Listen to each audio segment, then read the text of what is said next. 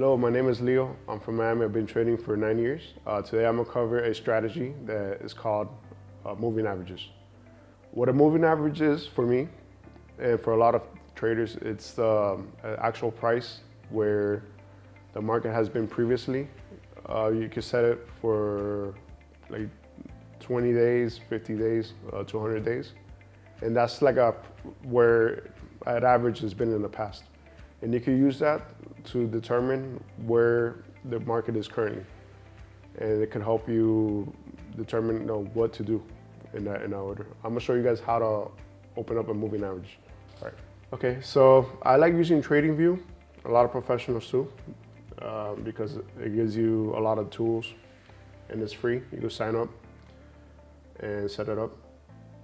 So on TradingView, the way that you find moving averages, you gotta click here on indicators, and you want to type in MA, which stands for moving average. And you click on this one. Boom. All right, so this is moving average.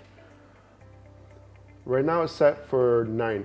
And what that means is that the previous 9 days, that's the average price of where it should have been.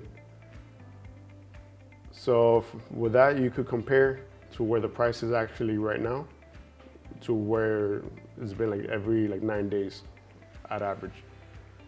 There's just specific moving averages that are very useful. And some of them are the 200 moving average, which shows you the 200 day moving average period. For this one, it helps you see the trend of what direction it's going. So whenever the actual price of the stock or the crypto or whatever you're trading crosses over the 200 moving average, that means that it's in a bullish, an uptrend. So you'll see here how it keeps just going up based off of that.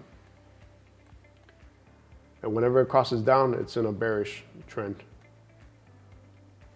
If you guys want to continue watching this video, subscribe to our website at SKILLSART.com. We have more content and exclusive indicators that will help you succeed in the markets. Till next time.